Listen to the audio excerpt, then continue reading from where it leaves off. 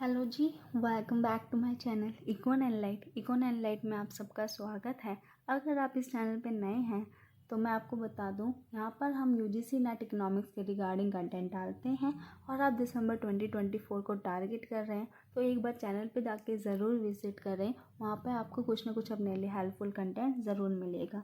तो आइए जी इस वीडियो की बात करते हैं। इस वीडियो में हम क्या करने वाले हैं, इस वीडियो में हम इकोनोमेट्रिक्स के one of the most crucial topic की बात करेंगे जो कि हमारा रिग्रेशन एनालिसिस है। एंड रिग्रेशन एनालिसिस के बारे में जानेंगे। रिग्रेशन एनालिसिस क्या होती है, क्यों करते हैं एंड क्या इसके यूजेस हैं, क्यों करनी चाहिए बेसिकली। तो रिग्रेशन एनालिसिस को समझने के लिए इसका सबसे एक बेसिक कॉन्सेप्ट है, वो है आपका टू वेरिएबल रिग्रेशन एनालिसिस। तो टू वेरिएबल रिग्रेशन एनालिसिस के बारे में जानना बहुत इंपॉर्टेंट हो जाता है, इसलिए सबसे पहले हम यहीं से स्टार्ट करते हैं कि टू वेरिएबल रिग्रेशन एनालिसिस होता क्या है। Two variable regression analysis is also known as bivariate regression. इसको हम वाइब्रेट रिग्रेशन भी बोलते हैं।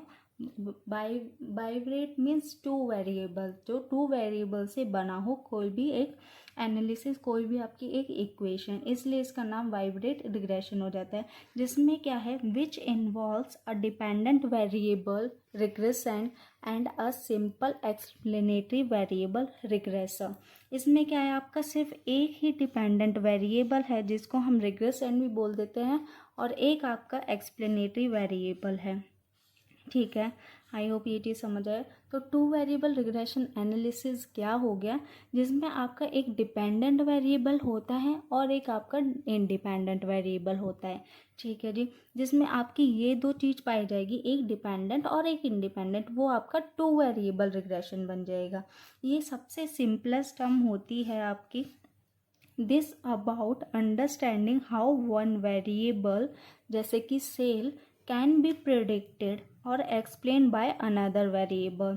इसमें टू वेरिएबल रिग्रेशन एनालिसिस में हम क्या करते हैं, हम ये फाइंड आउट करने की कोशिश करते हैं कि एक वेरिएबल आपका कैसे हम प्रिडिक्ट कर सकते हैं या फिर एक्सप्लेन कर सकते हैं on behalf of another variable जो कि हमारे पास है। जैसे कि हमने क्या लिया है, हमें क्या फाइंड करना है, हमें समझना है कि सेल आपकी कैसे इंक्रीज़ हो रही है या फिर डिक्रीज़ हो रही है, सेल को प्रिडिक्ट करना है। तो हमें यहाँ पे हो गया एक वेरिएबल सेल प्रिडिक्ट करना। ठीक है, किसके बेस पे, जो कि हमारा अनदर वेरिएबल है। लाइक हमने एडवर्टीजमेंट पे कोई पैसा स्पेंड करा है, एडवर्टीजमेंट पे हमने खर्चा करा है, एडवर्टीजमेंट करने की वजह से हमारे सेल में क्या इंक्रीज़ क्या डिक्रीज़ हो रहा है, कोई सिग्निफिकेंट चेंज आ रहा है या नहीं आ रहा है, इसको हमें मेज़र करने के लिए, कैलकुलेट करने के लिए हमें टू वेरिएबल रिग्रेशन एनालिसिस की ज़रूरत पड़ेगी। तो टू वेरिएबल रिग्रेशन एनालिसिस क्या हो गया, आपका सिंपलेस्ट फॉर्म हो गया, जिसकी वजह से हम रिग्रेशन एनालिसिस के फंडामेंटल आइडिया को समझते हैं, मीन्स बेसिक आइडिया को समझने की कोशिश करते हैं। टू वेरिएबल रिग्रेशन एनालिसिस को समझाना हमारे लिए क्यों ज़रूरी है, क्यों ये इम्पॉर्टेंट हो जाता है, हम टू वेरिएबल रिग्रेशन एनालिसिस से ही क्यों स्टार्ट कर रहे हैं। रिग्रेशन एनालिसिस में हम थ्री वेरिएबल फोर वेरिएबल से क्यों नहीं कर रहे, क्योंकि टू वेरिएबल रिग्रेशन एनालिसिस आपका फाउंडेशन स्टेप है, एक आपकी बेसिक स्टेप है जो कि आपके कॉम्प्लेक्स सिनेरियो को समझने में हेल्प करेगा। जब तक आप टू वेरिएबल रिग्रेशन एनालिसिस को नहीं समझ पाएंगे तो आपके लिए जो कॉम्प्लेक्स सिचुएशन हो जाएगी या फिर जिसमें मल्टीपल रिग्रेशन वाले एनालिसिस करनी पड़ेगी, आपके बहुत ज़्यादा एक्सप्लेनेटरी वेरिएबल्स होंगे। एक डिपेंडेंट वेरिएबल को फाइंड करने के लिए आपको 3 से 4 आपके पास एक्सप्लेनेटरी वेरिएबल होंगे, उनको कैसे रिलेशनशिप बनाना है, कैसे ये चीज़ समझना आपके लिए एक साथ बहुत ज़्यादा डिफ़िकल्ट हो जाएगा। इसलिए क्या है, two variable regression analysis concept आया, जिसकी वजह से हम एक एक्सप्लेनेटरी वेरिएबल का इफेक्ट दूसरे आपके रिग्रेशन पे देखते हैं कि क्या इफेक्ट आया है, तो उसके रिलेशनशिप को हम क्या करते हैं, मेज़र करते हैं, जिसका जो हमारा एक्सपीरियंस इससे मिलता है वो हम फिर मल्टीपल रिग्रेशन एनालिसिस में लगा देते हैं। तो हमारे लिए मल्टीपल रिग्रेशन एनालिसिस यहाँ से करना थोड़ा सा इजी पड़ जाता है। आप अचानक अगर कॉम्प्लेक्स सिचुएशन में जाओगे तो आपको समझ नहीं आएगा। इसलिए क्या है, ये टू वेरिएबल रिग्रेशन एनालिसिस बहुत फंडामेंटल कॉन्सेप्ट है और ये सबको समझना इंपॉर्टेंट होता है अगर आप इकोनॉमेटिक्स पढ़ रहे हैं तो। अगर हम ब्रेक डाउन करें टू वेरिएबल रिग्रेशन एनालिसिस को स्मॉल स्मॉल पार्ट में, तो सबसे पहले आपके पास आ जाता है कि रिग्रेशन होता क्या है। सबसे पहले तो regression is a way to find out how one thing affect another. Regression आपका एक तरीका है जिससे आप पता लगा सकते हो कि आपकी एक चीज़ कैसे अफेक्ट कर रही है दूसरी चीज़ को। जैसे कि हमने लिया था सेल और एडवर्टीजमेंट का। एडवर्टीजमेंट पे पैसा लगा के आप देख रहे हो कि आपकी सेल में क्या चेंज आया, मीन्स आपकी एडवर्टीजमेंट आपकी सेल पे क्या चेंज लेके आ रही है, ये आपका रिग्रेशन एनालिसिस है।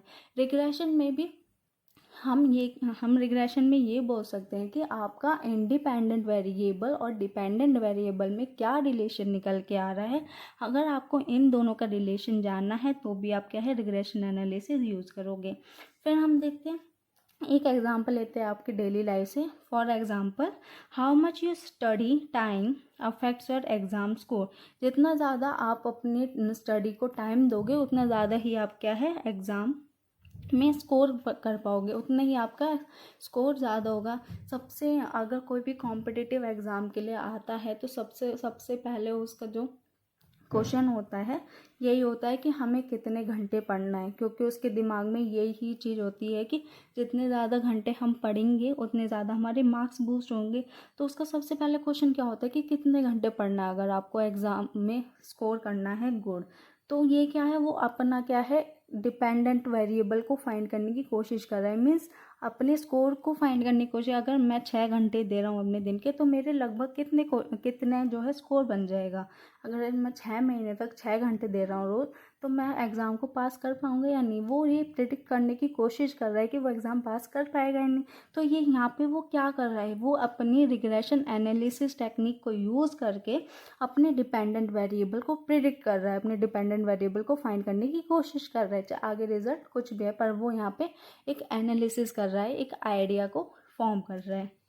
तो टू वेरिएबल रिग्रेशन क्या हो जाता है, अभी बताया, जिसमें we have only one dependent variable. जब आपके पास सिर्फ एक ही डिपेंडेंट वेरिएबल हो और एक ही इंडिपेंडेंट वेरिएबल हो तो ये आपका टू वेरिएबल रिग्रेशन हो जाएगा, क्योंकि एक डिपेंडेंट एंड एक इंडिपेंडेंट बना के आपके दो वेरिएबल हो जाएंगे। और दोनों ही वेरिएबल क्यों है, क्योंकि एक के चेंज होने से दूसरे पे क्या है, एक इफेक्ट आएगा और वो भी चेंज होगा। और कोई भी चीज़ अगर आपकी चेंज हो रही है तो वो हमारी वेरिएबल होती है, ठीक है। इसलिए आपका टू वेरिएबल रिग्रेशन हो जाएगा। एक सिचुएशन बनाते हैं, एक हाइपोथेटिकल सिचुएशन। हाइपोथेटिकल सिचुएशन क्या होती है, आपकी इमेजनरी की आपने इमेजिन करी है। वो imagine you are an ice cream shop owner and you want to understand how the temperature affect your ice cream sale. You collect data over 10 days noting the temperature in degree Celsius and the number of ice cream sold each day. आप क्या हो, एक honour हो ice cream shop के और आपको ये समझना है कि आपका जो टेम्परेचर है वो कैसे अफेक्ट कर रहा है आपकी आइसक्रीम के सेल्स पे। मीन्स आप आइसक्रीम सेल को प्रेडिक्ट करना चाह रहे हो किसकी बेस पे, टेम्परेचर बेस पे। तो यहाँ पे आपका डिपेंडेंट वेरिएबल क्या होगा जिसको आप प्रेडिक्ट करना चाह रहे हो, डेट इज़ योर आइसक्रीम, ठीक है। किसके बेस पे करना चाह रहे हो, टेम्परेचर के बेस पे। तो टेम्परेचर यहाँ पे आपका इंडिपेंडेंट वेरिएबल हो गया। तो आप यहाँ पे क्या कर रहे हो, आप 10 दिन का डाटा कलेक्ट कर रहे हो और फिर 10 दिन में आप क्या कर रहे हो, एक टाइम पे आप टेम्परेचर को देख रहे हो कि कितना टेम्परेचर पे, फिर दूसरे कॉलम में आप क्या कर रहे हो, अपनी सेल लिख रहे हो उस दिन की कि कितने टेम्परेचर पे कितनी सेल हुई है, ठीक है। डाटा देख लेते हैं एक बार। तो ये आपका डाटा है, ये आपके टेम्परेचर हैं, ये डिग्री सेल्सियस में है। अगर आपका 20 डिग्री सेल्सियस है तो उस दिन आपकी कितने आइसक्रीम की सेल हुई है, 50 हुई है। अगर वो आपका टेम्परेचर 20 से 22 हो गया तो आइसक्रीम की सेल देखिए यहाँ पे बढ़ गई 20 से 50। ऐसे ही 20 से 24 डिग्री हो गया है तो 55 से 60 हो गया है, और 24 से 26 हो गया तो 60 से 65। फिर ऐसे ऐसे देखिए, जैसे जैसे आपका टेम्परेचर बढ़ रहा है वैसे वैसे आपकी नंबर ऑफ सेल क्या है, इंक्रीज हो रही है आइसक्रीम की। तो ये आपका डाटा है। इस डाटा की मदद से समझते हैं कि कुछ बेसिक टर्म इसमें क्या इंक्लूड है। फॉर एग्जांपल अभी मैंने बताया आइसक्रीम की सेल क्या है आपकी, एक आइसक्रीम की सेल को आप यहाँ पे प्रिडिक्ट कर रहे हो, तो हम जिस चीज़ को प्रिडिक्ट करते हैं वो क्या हो जाता है हमारा डिपेंडेंट वेरिएबल, ठीक है। एंड डिपेंडेंट वेरिएबल को हमने क्या है वाई से डिनोट करा है। आई होप ये क्लियर होगा। तो डिपेंडेंट वेरिएबल क्या होता है, dependent variable variable you want to predict और एक्सप्लेन, जिसको आप प्रिडिक्ट करना चाह रहे हो या फिर आप एक्सप्लेन करना चाह रहे हो, आप अंडरस्टैंड करना चाह रहे हो, वो आपका डिपेंडेंट वेरिएबल हो जाता है। एंड ये आपके कुछ टर्म्स है जो कि डिपेंडेंट वेरिएबल के लिए यूज़ होते हैं। आगे इनमें से अगर कोई भी नाम यूज़ हुआ, कोई भी टर्म यूज़ हुई तो आप समझ जाना ये आपकी डिपेंडेंट वेरिएबल है। जो सबसे मेन टर्म है वो आपकी डिपेंडेंट वेरिएबल है। सेकंड आपकी एक्सप्लेन्ड वेरिएबल है। फिर प्रिडिक्टेंट आ जाता है, वो कभी कभी यूज़ होती है। फिर रिग्रेसेंट होती है, ये भी आपकी इंपॉर्टेंट है। फिर response and endogenous is one of the main, endogenous because ये बहुत ज़्यादा यूज़ होती है। फिर आउटकम और कंट्रोल वेरिएबल, अगर इनमें से कोई भी टर्म यूज़ होती है तो वो आपकी डिपेंडेंट वेरिएबल है। तो यहाँ पे आपने देख लिया कि आइसक्रीम आपकी डिपेंडेंट वेरिएबल थी। फिर टेम्परेचर क्या हुआ, क्योंकि हम टेम्परेचर के बेस पे अपने आइसक्रीम को प्रेडिक्ट कर रहे हैं तो इसलिए टेम्परेचर आपकी इंडिपेंडेंट वेरिएबल हो गया। मीन्स टेम्परेचर किसी और की वजह से इन्फ्लुएंस हो रहा है, टेम्परेचर अपनी ही वजह से इन्फ्लुएंस हो रहा है, उसे अपने आप को चेंज कर रहा है, ना कि कोई और फैक्टर उसे चेंज कर रहा है। जो खुद ही चेंज हो वो आपका इंडिपेंडेंट होता है। तो इंडिपेंडेंट को हमने एक्स से डिनोट करा है। इंडिपेंडेंट क्या है, वेरिएबल हैज़ एन इम्पैक्ट, जिस वेरिएबल का आपके डिपेंडेंट वेरिएबल पे इफेक्ट हो वो ही आपका इंडिपेंडेंट वेरिएबल माना जाएगा, ठीक है। ऐसे ही आपके इंडिपेंडेंट वेरिएबल्स की कुछ टर्म है, जैसे कि एक्सप्लेनेटरी वेरिएबल हो गया, प्रिडिक्टर, इसमें आपका एक्सप्लेनेटरी मेन है, फिर प्रिडिक्टर आ गया, रिग्रेसर, स्टिमुलस, एंड फिर आपका एक्सोजीनियस बहुत ज़्यादा इंपॉर्टेंट है, उसमें आपका एंडोजीनियस एंड इसमें एक्सोजीनियस। एक्सोजीनियस आपका इंडिपेंडेंट है एंड एंडो आपका डिपेंडेंट है। आई होप ये आपके कुछ वर्ड हैं, प्लीज़ इन्हें याद रखिए। फिर कोवेरिएंट एंड कंट्रोल वेरिएबल, ये आपके इंडिपेंडेंट के वर्ड है एंड ये आपके डिपेंडेंट के वर्ड हैं, प्लीज़ इन्हें नोट कर लीजिएगा बिकॉज ये बार बार यूज़ होंगे। अगर आपके पास एक जगह रखे होंगे, जब ये यूज़ हो एक बार चेक करें इसमें से कौन सा यूज़ है, 2-3 बार भी देखोगे तो वहीं आपको ये याद हो जाएंगे, ठीक है जी। आपको समझ आया होगा आइसक्रीम क्या है, आपकी डिपेंडेंट वेरिएबल है बिकॉज ये आपको प्रिडिक्ट करनी है। एंड यहाँ पे एक्स क्या हो गया, आपके टेम्परेचर क्या हो गया आपका इंडिपेंडेंट वेरिएबल, क्योंकि इसके बेस पे आप प्रिडिक्ट करने वाले हो। फिर आपकी कुछ इंपॉर्टेंट टर्म्स और होती हैं रिग्रेशन एनालिसिस में, वो देखते हैं क्या है। एक आपकी कंडीशनल एक्सपेक्टेड वैल्यू होती है एंड दूसरी आपकी अनकंडीशन मीन होता है। कंडीशनल एक्सपेक्टेड वैल्यू क्या होती है, कंडीशनल एक्सपेक्टेड वैल्यू आपकी average number of ice cream sold for each temperature level पे, मीन्स ईच लेवल पे कितने average number of ice cream sold हुई हैं, ये आपकी कंडीशन है। कंडीशन क्या है इसमें कि आपकी ईच टेम्परेचर, आपने एक कंडीशन रख दी कि आपको मेज़र करना है ईच टेम्परेचर लेवल पे, ठीक है। ईच टेम्परेचर लेवल पे नंबर ऑफ आइसक्रीम कितनी सोल्ड हुई है ये आपको चेक करना है। तो आपने अपनी कंडीशन रख दी, भाई इस कंडीशन के बेस पे आप ये देखिए। अगर आपको सिर्फ ओवरऑल देखनी होती, ओवरऑल मेरी कितनी नंबर ऑफ आइसक्रीम सोल्ड हुई हैं बिना टेम्परेचर के जाने, तो वो आपका अनकंडीशन मीन होता है कि यहाँ पे आपने कोई भी कंडीशन नहीं रखी। जब आप बिना कंडीशन रखे आप मीन निकाल रहे हो किसी चीज़ का, तो वो आपकी किससे डिनोट करते हो आप, सिग्मा वाई से। ये आपका एक्चुअल मीन होता है जो कि आप 10th से पढ़ते आ रहे हो स्टैट्स में, ये एक्चुअली वही वाला मीन होता है, इसे हम अनकंडीशन मीन बोलते हैं, ठीक है। एग्जाम्पल से समझेंगे अगर आपको अभी तक समझ नहीं आया है। एंड यहाँ पे हम किससे डिनोट करते हैं, sigma Y slash X, means इसका मतलब है वाई गिवन एक्स, एक्स के पता होते हुए y कितना है, मीन्स ईच लेवल के टेम्परेचर पे कितने नंबर ऑफ आइसक्रीम आपकी सोल्ड हुई हैं। एग्जाम्पल से समझते हैं। फॉर एग्जाम्पल आपको प्रेडिक्ट करना है कि कितने नंबर ऑफ आइसक्रीम आपकी सोल्ड होंगी ऑन एवरेज, अगर 30 डिग्री आपका सेल्सियस होगा टेम्परेचर। तो हमने यहाँ देखा 30 डिग्री सेल्सियस होने पे हमारी एवरेज 75 आइसक्रीम क्या है, सोल्ड हो गई। ठीक है, तो सोल्ड हो सकती हैं, प्रेडिक्ट कर रहे हैं ना, वो सोल्ड हो सकती हैं, क्योंकि हमने ये वाला डाटा लिया था इसी के बेस पे। देखिए यहाँ पे 30 डिग्री था हमारा, 30 डिग्री पे 75 नंबर ऑफ आइसक्रीम क्या है ऑन एवरेज सोल्ड हो रही थी, सेल हो रही थी। ठीक है, क्योंकि हमने यहाँ कंडीशन रख दी कि 30 डिग्री पे देखना है आपको, 30 डिग्री सेल्सियस टेम्परेचर गया जब कितनी। ठीक है, तो ये आपकी कंडीशन होगी। ये कंडीशन रखने की वजह से ये आपकी एक्सपेक्टेड वैल्यू आई है, तो इस वजह से ये क्या हो गया आपकी एक्सपेक्टेड, कंडीशनल एक्सपेक्टेड वैल्यू। अब अनकंडीशनल मीन देख लेते हैं। अनकंडीशनल मीन मैंने बताया ओवरऑल एवरेज होता है आपका। ठीक है, आपको अगर जितने भी 10 दिन की सेल हुई है उसका अगर आपने एवरेज निकाल लिया है पर डे का एवरेज कितना होना चाहिए, वो आपका अनकंडीशनल मीन होता है। ये आपका सिंपल मीन भी बोल सकते हैं इसे, बिकॉज इसमें कोई भी टेम्परेचर हमने नहीं देखा, ना हमने टेम्परेचर देखा, ना कोई और हमने फैक्टर यूज़ करा इसको मेज़र करने के। बस हम ये देख रहे कितनी सेल हुई है 10 दिन में, 10 दिन के हिसाब से हमने पर डे का निकाल लिया है अपना मीन में सिग्मा x अपॉन n करके हमने सिंपल मीन निकाल लिया। ठीक है जी। अब रिग्रेशन एनालिसिस करने के लिए हमारे पास एक रिग्रेशन लाइन होती है। रिग्रेशन लाइन के लिए एक इक्वेशन होती है जिसके वजह से हम क्या है अपने डिपेंडेंट वेरिएबल को प्रेडिक्ट करते हैं। अगर आपके पास डिपेंडेंट वेरिएबल और इंडिपेंडेंट वेरिएबल दोनों हैं तो फिर हम इससे क्या है पैरामीटर्स भी प्रेडिक्ट कर सकते हैं। तो इसके दो यूज हो गए। तो यहाँ पे देखिए y क्या है आपका, y आपका डिपेंडेंट वेरिएबल है, x क्या है इधर, x आपका इंडिपेंडेंट वेरिएबल है।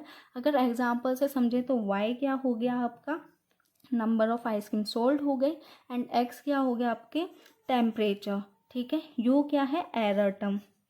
एरर टर्म में क्या इंक्लूड होता है, एंड इसको हम म्यू से डिनोट करते हैं।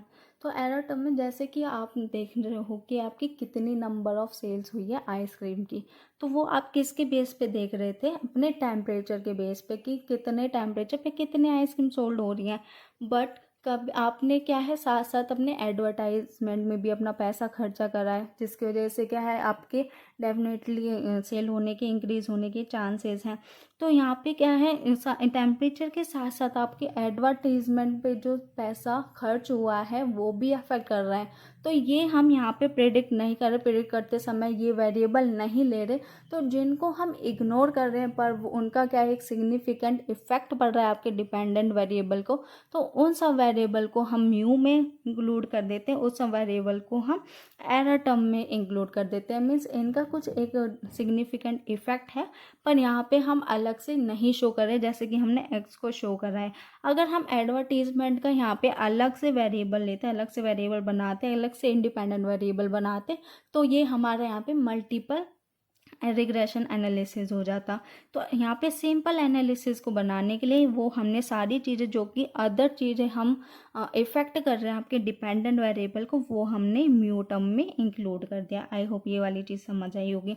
फिर यहाँ पे बचे आपके alpha and beta. Alpha beta क्या है, अल्फा बीटा ये पैरामीटर्स। पैरामीटर्स क्या होता है, अगर किसी मॉडल में आपकी कांस्टेंट वैल्यू है जो कि चेंज नहीं हो रही आपके मॉडल में, वो आपके पैरामीटर्स होंगे। पैरामीटर्स में स्पेसिफिक बात करें अगर अल्फा की, तो अल्फा आपका इंटरसेप्ट वैल्यू होती है। इंटरसेप्ट वैल्यू में अगर आपकी एक्स की वैल्यू 0 है तो आपकी y की वैल्यू क्या है अल्फा के इक्वल आ जाएगी। अगर x की वैल्यू 0 है तो y की वैल्यू आपके इंटरसेप्ट वैल्यू के इक्वल आ जाएगी। अगर इनकम और एक्सपेंडिचर एग्जांपल लेते हैं जो कि हमारा एक one of the main model है, उसमें क्या है अगर आपकी जो लेवल ऑफ इनकम है 0 है, 0 लेवल ऑफ इनकम पे आप कितना कंज्यूम कर रहे हो कहीं से भी, आप चाहे आपको कोई दे के जा रहा है या अपनी डिश सेविंग कर रहे हो, तो 0 लेवल ऑफ इनकम पे जो आप कंज्यूम कर रहे हो जितना, वो आपका क्या हो जाता है, इंटरसेप्ट कंजम्पशन। आपकी बिना कुछ भी इनकम हुए आप कुछ भी कंज्यूम कर रहे हो, कुछ भी कंजम्पशन कर रहे हो, तो वो आपकी इंटरसेप्ट कंजम्पशन हो जाती है। ऐसे ही यहाँ पे भी अल्फा क्या है आपका, इंटरसेप्ट। कुछ भी मीन्स अगर आपका कोई भी वेरिएबल की वैल्यू ज़ीरो है, उसके ज़ीरो होने पे आप कितना उसे यूज़ कर रहे हो, तो वो आपका क्या हो जाएगा, अल्फा, इंटरसेप्ट हो जाता है। बीटा क्या होता है, बीटा को हम स्लोप बोलते हैं अपनी लाइन का, रिग्रेशन लाइन का, जो क्या होता है, जो क्या शो करता है, हाउ मच वाई चेंज, आपके वाई में कितना चेंज आएगा अगर हम for uh 1 unit change in x, अगर हम 1 यूनिट एक्स की चेंज कर दें। मीन सपोज अगर आपकी एक्स की वैल्यू 10 है, 10 एक्स की वैल्यू होने पे वाई की वैल्यू 2 आई है। अगर हमने x की वैल्यू को 3 कर दिया, मीन्स 2 से 3 कर दिया, मीन्स 1 यूनिट हमने इंक्रीज कर दिया, तो 1 यूनिट के इंक्रीज करने की वजह से y यूनिट पे क्या चेंज आएगा, ये आपका क्या शो करेगा, बीटा। हमेशा बीटा ही ये शो करेगा, आपका स्लोप शो करेगा कि 1% चेंज होने की वजह से आपके डिपेंडेंट वेरिएबल पे क्या इफेक्ट आया है। तो ये चीज़ मेजर क्या करता है, आपका बीटा। सो अभी हमने 2 टर्म पढ़ी थी अपनी, conditional expected value and unconditional mean. तो इनमें से फिर हमने रिग्रेशन लाइन पढ़ा। तो हमारा क्वेश्चन क्या बन जाता है मीन, कि what we will generally use in regression analysis. तो रिग्रेशन एनालिसिस करते वक्त हम क्या यूज़ करते हैं, या हम conditional expected mean value use करते हैं या फिर अनकंडीशनल मीन करते हैं। तो रिग्रेशन एनालिसिस में हम क्या देखते हैं, सबसे पहले हमें यही जानना हो जाता है। आपको अब तक समझ आ गया होगा। हम इस चीज़ में इंटरेस्टेड होते हैं कि आपका डिपेंडेंट वेरिएबल कैसे चेंज होता है with independent variable. Means independent variable के चेंज होने की वजह से आपका डिपेंडेंट वेरिएबल कैसे चेंज होता है। यहाँ पे आपकी क्या है, कंडीशन अप्लाइड है इंडिपेंडेंट वेरिएबल वाले। इंडिपेंडेंट वेरिएबल चेंज होगा तो ही आप इंडिपेंडेंट वेरिएबल में चेंजेस को देखने के लिए इंटरेस्टेड हो। तो यहाँ पे कंडीशन है, तो इसलिए हम जो है रिग्रेशन एनालिसिस करते वक्त जनरली हम किस पे फोकस करते हैं, आपके कंडीशनल एक्सपेक्टेड वैल्यू पे। ठीक है, आई होप ये क्लियर हो गया होगा कि कंडीशनल एक्सपेक्टेड वैल्यू हम क्यों यूज़ कर रहे हैं एंड क्यों आपकी कंडीशन मीन यूज़ नहीं कर रहे। तो यही था आपका रिग्रेशन एनालिसिस। आपको इसमें डिपेंडेंट वेरिएबल पता होना चाहिए, इंडिपेंडेंट वेरिएबल पता होने चाहिए, आपको रिग्रेशन लाइन पता होनी चाहिए, कंडीशनल एक्सपेक्टेड वैल्यू पता होनी चाहिए, अनकंडीशन मीन क्या होता है, और रिग्रेशन एनालिसिस में हम क्या यूज़ करते हैं, एंड सबसे इम्पॉर्टेंट रिग्रेशन एनालिसिस क्या होता है। रिग्रेशन एनालिसिस आपका शो करता है कि आपके डिपेंडेंट एंड इंडिपेंडेंट वेरिएबल में क्या रिलेशन है, एंड आप इंडिपेंडेंट वेरिएबल के बेस पे डिपेंडेंट वेरिएबल को प्रेडिक्ट करना चाहते हैं। तो यही आपकी रिग्रेशन एनालिसिस होती है। तो कंक्लूजन में क्या है, देखिए इस एग्जाम्पल में देखा है हमने रिग्रेशन एनालिसिस आपको कैसे हेल्प कर रही है।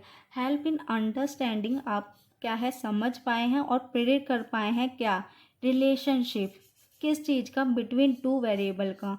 इस एग्जाम्पल हमने 2 वेरिएबल का रिलेशनशिप देखा, हमने उसके वैल्यू को प्रिडिक्ट करा। ऑन बेस ऑफ टेम्परेचर हमने क्या है आपकी आइसक्रीम की सेल को प्रिडिक्ट करा। तो यहाँ पे हमने समझा क्या रिलेशन है, हमने ये समझा जैसे टेम्परेचर बढ़ा वैसे वैसे हमारी सेल बढ़ी। तो यहाँ पे ये क्या है, पॉजिटिव रिलेशन हो गया। तो और टेम्परेचर को बढ़ने से हम क्या है प्रेडिक्ट कर पाए कि कितनी भी सेल हमारी कितनी बढ़ सकती है। तो हमने यहाँ पे रिलेशनशिप समझ के उसके आगे वाली वैल्यू को प्रेडिक्ट भी करा। तो ये इसलिए आपकी क्या है रिग्रेशन एनालिसिस बहुत हेल्पफुल होती है। और किसकी वजह से, आपकी एक रिग्रेशन लाइन की वजह से, बेस्ट फिट रिग्रेशन लाइन की वजह से आप क्या है अपने you can make inform predictors and understand the underline trend. आप क्या है अपने प्रिडिक्टर्स को अंडरस्टैंड कर सकते हैं और अपना एक ट्रेंड को एनालाइज कर सकते हो अपनी रिग्रेशन लाइन की वजह से।